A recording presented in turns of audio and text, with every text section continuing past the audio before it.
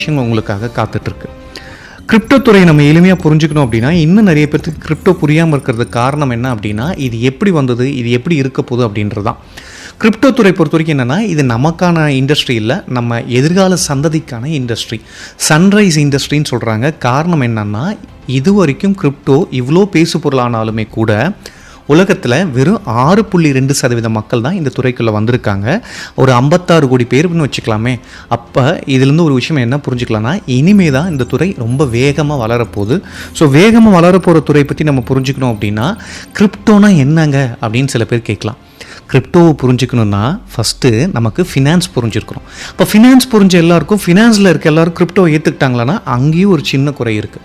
அப்போ யாருக்கு கிரிப்டோ நல்லா புரியும்னா, ஃபினான்ஸும் புரிஞ்சிருக்கணும், டெக்னாலஜியும் நல்லா புரிஞ்சிருக்கணும். டெக்னாலஜியோட எதிர்காலம் எப்படி இருக்க போதுன்னு ஒருத்தரால் புரிஞ்சிக்க முடியுது அப்படின்னா, இன்றைக்கி டெக்னாலஜி எப்படி இருக்குது, எப்படி வளர்ந்துட்டு இருக்குன்றதை நம்மளால் ஏற்றுக்க முடியுது அப்படின்னா, கிரிப்டோ ஏற்றுக்கிறதால நமக்கு எந்த தயக்கமும் இருக்காது.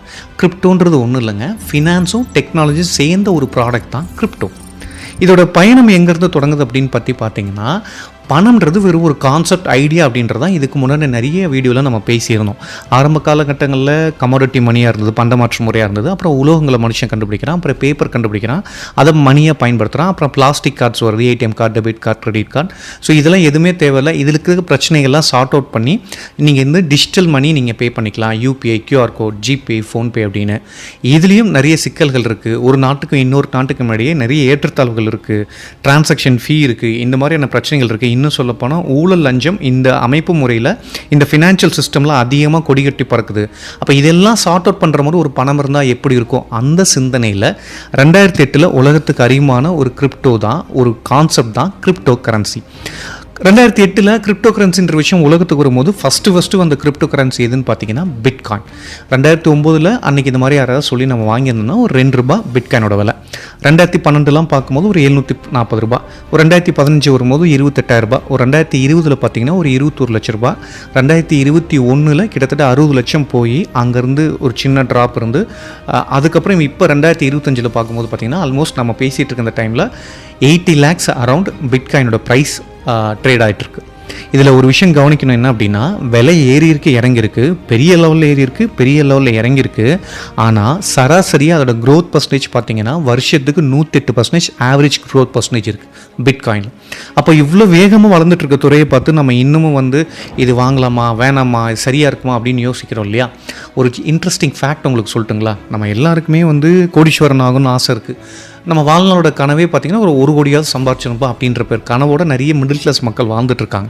நீங்கள் பணத்தை வெறுமனே இன்ஃப்ளேஷனோட கம்பேர் பண்ணாமல், இன்ஃப்ளேஷனுக்கு ஏற்ற மாதிரி நீங்கள் ப்ரிப்பேர் ஆகாமல் வெறுமனே பணம் சேர்த்தணும், அது ஏதாவது பண்ணணும், வாங்கி வைக்கணுன்ற முயற்சிகள் இருக்கீங்கன்னா நீங்கள் மிடில் கிளாஸாகவே தான் இருப்பீங்க.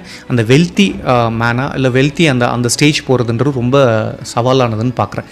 ஏன்னா பணத்தை சும்மா வச்சுருந்தீங்க அப்படின்னா ஒரு 1 கோடி ரூபாய் இருக்குன்னா 10 வருஷத்தில் அதோட மதிப்பு 55 லட்சமாக குறைஞ்சிருது. நீங்கள் டேர்ம் இன்சூரன்ஸ், லைஃப் இன்சூரன்ஸ்லாம் போட்டிருக்கீங்க, ஃபேமிலிக்கு நம்ம இல்லைனாலும் ஒரு வகையில் அது சப்போர்ட்டிவாக இருக்குன்னு நீங்கள் நினைக்கலாம். ஒரு 10 வருஷம் கழிச்சு 1 கோடி ரூபாய் உங்கள் குடும்பத்துக்கு கிடைக்குதுன்னா கூட அன்றைக்கி அதோட மதிப்பு 55 லட்சமாக தான் இருக்கும். இதை ரொம்ப எளிமையாக புரிஞ்சுக்கிற மாதிரி சொல்லணும் அப்படின்னா, ஒரு 40 வருஷத்துக்கு முன்னாடி ஒரு 1 லட்ச ரூபாய் இருந்ததுன்னா ஒரு தாலுக்கே விலைக்கு வாங்கிட முடியும். ஆனால் இன்றைக்கி அந்த 1 லட்ச ரூபாய் வச்சு ஒரு சென்ட் நிலம் கூட வாங்க முடியாதுன்றது தான் யதார்த்தம். அப்போ இன்ஃப்ளேஷனை ஒட்டி தான் நம்மளுடைய வளர்ச்சின்றது நம்ம திட்டமிடணும். இன்ஃப்ளேஷனை நீங்கள் பார்க்காம கவனிக்காமல் வெறுமனே பணம் சேர்த்தணும், ஏதாவது வாங்கி வைக்கணும் அப்படின்னு இருந்தோம்னா நிச்சயமாக நம்ம எதிர்காலத்தில் மிகப்பெரிய நிதி சிக்கலில் மாற்றத்துக்கான வாய்ப்புகள் ஜாஸ்தியாகவே இருக்குது. அப்போ என்ன ப்ரோ செய்கிறதுன்னு கேட்டிங்கன்னா, 2000 வருஷத்துக்கு முன்னாடி ஒருத்தர் இதுக்கான பதிலை சொல்லிட்டு போயிருக்காரு. என்ன அப்படின்னா, நம்ம திருவள்ளுவர் தான், எதிரதா காக்கும் அறிவினார்க்கு இல்லை, அதிர வருவதோர் நோய் அப்படின்றார். யார் ஒருத்தர் எதிர்காலத்தை சரியாக புரிஞ்சு கணிச்சு செயல்படுறாங்களோ அவங்க பயப்படுற மாதிரி எந்த பிரச்சனையும் வராது அப்படின்றார். சரி ப்ரோ, இதெல்லாம் சொல்கிறீங்க, ஆனால் கிரிப்டோன்னு நீங்கள் சொல்கிறீங்க, இதுக்கு யார் ப்ரோ அத்தாரிட்டி? நான் கையில் வச்சுருக்க ரூபா நோட்டுக்கு ஒருத்தர் கையெழுத்து போட்டிருக்காரு, யாருன்னா கவர்னர். இந்த கிரிப்டோவுக்கு யார் அத்தாரிட்டின்னு கேட்டிங்கன்னா, எந்த தனிநபரோ அமைப்போ அரசாங்கமோ இதை கண்ட்ரோல் பண்ணக்கூடாது, உலகம் முழுக்க பொதுவாக மக்களுக்கான பணமாக இதை இருக்கணும் அப்படின்ற சிந்தனையில் வந்து தான் கிரிப்டோ. ஏன்னா ஒரு தனிநபரோ ஒரு அமைப்போ இல்லை ஒரு அரசாங்கமோ இதை கண்ட்ரோல் பண்ண முடியும் அப்படின்னா இது என்ன ஆகும் அப்படின்னா, அந்த நாடு, அந்த அமைப்பு, இல்லை அந்த மக்கள், இல்லை அந்த தனிநபர் அவங்களுக்கான பணமாக இதை உருவாக்கிப்பாங்க. மற்ற நாடுகள் இதை டிபெண்ட் பண்ணி இருக்க மாதிரி இருக்கும். அப்போ என்ன ஆகுனா, மறுபடியும் இருக்கிற பொருளாதார சிக்கல் அப்படியே தான் தொடரும். அப்படின்றனால உலகம் முழுக்க இருக்கிற மக்களுக்கு பொதுவான பணமாக இது இருக்கணும் அப்படின்ற சிந்தனையில் வந்தது தான் கிரிப்டோ. அதுக்கு பின்னாடி இருந்த ஒரு விஷயம் என்னன்னா பிளாக் செயின் டெக்னாலஜி. இந்த தொழில்நுட்பம் இருந்தனால தான் கிரிப்டோ ஒரு வேகமாக வளர்ந்து நிற்கிது. காரணம் என்னென்னா இது அன்ஹேக்கபிள் டெக்னாலஜின்றாங்க. உருவாக்குனவங்களே நினச்சாலும் இதை மாடிஃபை பண்ண முடியாது அப்படின்றது தான் இதில் இருக்க யதார்த்தம். நம்ம இதெல்லாம் நிறைய கேட்டிருப்போம். பிட்காயினோட சப்ளை பார்த்திங்கன்னா 2,10,00,000 காயின். இன்றைக்கு வரைக்கும் டூப்ளிகேட் கரன்சியோ இல்லை. உருவாக்குனவங்க நினச்சாங்கன்னா இனி ஒரு கோடி ரூபாய்க்கு பிட்காயின் போயிட்டுருக்கு, இன்னொரு 10 பிட்காயின் அடிப்போம்னு நினச்சாங்கன்னா அடிக்க முடியாது. அதுதான் இந்த தொழில்நுட்பத்தில் இருக்கக்கூடிய சுவாரஸ்யம். நம்ம இந்த தொழில்நுட்பம் அப்படின்றது வருஷத்துக்கு முன்னாடி ஆண்ட்ராய்டுன்னு ஒரு விஷயம் வந்து உலகத்தோட போக்க மாற்றிச்சோம். 20 வருஷத்துக்கு முன்னாடி இன்டர்நெட்னு ஒரு விஷயம் வந்து உலகத்தோட போக்க மாற்றிச்சோம். அப்படி உலகத்தை மாற்ற போகிற ஒரு டெக்னாலஜி தான் பிளாக் செயின் அப்படின்றாங்க. Logistics, banking, medical, real estate மாதிரி எல்லா துறைகளுக்குமே ஏறத்தாழ இந்த பிளாக் செயின் வர ஆரம்பிச்சிருச்சு. இந்த தொழில்நுட்பம் சர்டிஃபை பண்ணனால, இந்த தொழில்நுட்பம் தான் அத்தாரிட்டியாக இருக்கிறனால தான் இந்த கிரிப்டோன்ற விஷயம் ரொம்ப வேகமாக வளர்ந்து நிற்கிது. இன்னும் எளிமையாக அதை புரிஞ்சுக்கணும் அப்படின்னா டெமோக்ரஸிக்கு, ஜனநாயகத்துக்கு என்ன விளக்கம் சொல்லி ஆப்ரஹாம் ஒரு விஷயம் சொல்லியிருக்கார். என்ன அப்படின்னா டெமோக்ரஸின்றது ஒன்றும் இல்லை, of the people, by the people, for the people. அதாவது மக்களுக்காக மக்களே தேர்ந்தெடுத்து மக்களால் நிர்வகிக்கப்பட ஒரு விஷயம் தான் ஜனநாயகம் அப்படின்றாரு. இது கிரிப்டோவுக்கும் பொருந்தும் அப்படின்னு எடுத்துக்கலாம். ஸோ இதெல்லாம் கரெக்ட் தான் ப்ரோ. உலகம் முழுக்க வளர்ந்து வந்துட்டுருக்கு. நல்ல டெக்னாலஜி, பிளாக் செயின் அத்தாரிட்டி, சேஃபான ஒரு விஷயம். ஆனால் நான் கேள்விப்பட்டதெல்லாம் ஒரு 90% மக்கள் கிரிப்டோவில் பணத்தை இழந்துட்டு தான் நிற்கிறாங்களே. நான் கேள்விப்பட்ட கதைகள் எல்லாமே எனக்கு பயமுறுத்துகிற மாதிரி தான் இருக்குது. அப்படின்னா இதுக்கும் 2,6 வருஷத்துக்கு முன்னாடி திருவள்ளுவர் ஒரு விஷயம் சொல்லிட்டு போயிட்டார். என்ன அப்படின்னா எப்பொருள் யார் யார் வாய் கேட்பினும் அப்பொருள் மெய்ப்பொருள் காண்பதறிவுன்றார். இப்போ நான் சொல்கிற விஷயமே கூட நீங்கள் போய் ஃபேக்ட் செக் பண்ணி பார்க்கலாம் இதெல்லாம் உண்மையா அப்படின்னு. ஒரு கிரிப்டோ அப்படின்ற விஷயம் இன்றைக்கி சதுரங்க வேட்ட கான்செப்ட்டில் வந்து பயங்கரமாக 3 மாதத்தில் டபுள் ஆகும், ட்ரிபிள் ஆகும் அப்படின்லாம் விற்கப்படுது. பத்தாவதுக்கு காஜல் அகர்வால் இந்த மாதிரியான ஆக்டர்ஸை கொண்டு வந்தெல்லாம் காட்டி நீங்கள் கிரிப்டோ முதலீடுகளை ஈர்க்கிறாங்க. இங்கே சிக்கல் என்ன அப்படின்னா இதெல்லாம் பார்த்து கிரிப்டோ வாங்கக்கூடாதுங்க. இந்த ஆசை வார்த்தைகளை நம்பிலாம் பார்த்து கிரிப்டோ வாங்கக்கூடாது. கிரிப்டோ வாங்கணுன்னா எதை பார்க்கணுன்னு இருக்குது, எதெல்லாம் ரொம்ப முக்கியமாக பார்க்கணுன்னு இருக்குது, செய்யக்கூடாதது இருக்குது, எது செய்ய வேண்டியதுன்னு இருக்குது. அப்போ டூஸ் அண்ட் டோன்ஸ் ரொம்ப முக்கியம்.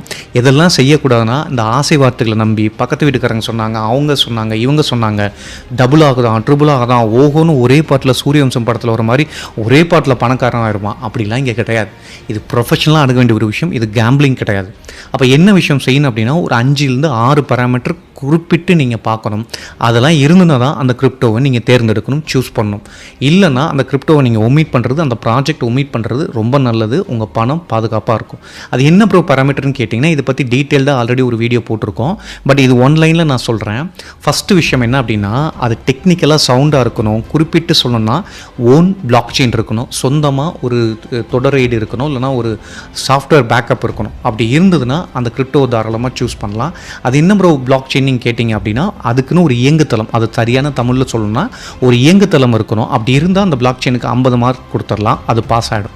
ஸோ அதுக்கு அடுத்தபடியாக நிறைய எக்ஸ்சேஞ்சஸில் அந்த கிரிப்டோ வாங்க முடியணும், விற்க முடியணும் உலகம் முழுக்க. மூணாவது பார்த்திங்கன்னா அந்த கிரிப்டோவுக்குன்னு நிறைய ப்ராஜெக்ட்ஸ் இருக்கணும். அப்போ தான் அந்த கிரிப்டோ பயன்பாட்டு அடிப்படையில் பணப்பரிமாற்றத்துக்கான விஷயங்களுக்கு அடுத்த கட்டத்துக்கு வரும். 4வது விஷயம் அந்த கிரிப்டோக்குன்னு பார்த்திங்கன்னா ட்ராக் ரெக்கார்ட் இருக்கணும். இந்த 3 மாதம் காயின், 6 மாதம் காயின், 1 வருஷம் காயின் வேலைக்கே ஆகாது. வெயிட் பண்ணி பார்த்து பொறுமையாக தான் வாங்கணும். இல்லைனா பணம் எந்த இடத்துலையும் உத்தரவாதம் கிடையாது. குறைஞ்சபட்சம் ஒரு 2 வருஷத்துக்கு மேலே மார்க்கெட் ஹிஸ்ட்ரி இருக்கணும், அப்ஸ் அண்ட் டவுன்ஸ் இருக்கணும், ப்ராப்பரான கிராஃப் இருக்கணும். அப்படி இருந்ததுன்னா தாராளமாக சூஸ் பண்ணலாம். 5வது விஷயம் அந்த கிரிப்டோக்குன்னு கம்யூனிட்டி இருக்கணும், உலகம் முழுக்க ஸ்ட்ராங்காக இருக்கணும். ஸோ இது இருந்ததுன்னா அந்த கிரிப்டோவை தாராளமாக சூஸ் பண்ணலாம். அப்படி ஒரு கிரிப்டோ இருக்கான்னு கேட்டிங்கன்னா ப்ரோ, எஸ் ப்ரோ. அப்படி ஒரு கிரிப்டோ எதுனா பெல்டெக்ஸ். 2018 லான்ச் ஆன காயின். நான் ஃபஸ்ட்டு சொன்ன மாதிரி first point own block chain இருக்குது. Number 1 privacy masternode coin. 2வது விஷயம் நிறைய ப்ராஜெக்ட்ஸ் இருக்குது. BChat, BelNet VPN, Beldex browser, Beldex naming system, இந்த மாதிரி வந்து privacy protocol, Ethereum virtual machine நிறைய ப்ராஜெக்ட்ஸ் இருக்குது. ஸோ இது எல்லாமே இதில் ஏதோ ஒரு ப்ராஜெக்ட் ஹிட் ஆச்சுன்னா கூட பெல்டெக்ஸோட ப்ரைஸ் பெரிய ஹைக் போகிறதுக்கான வாய்ப்புகள் இருக்குது.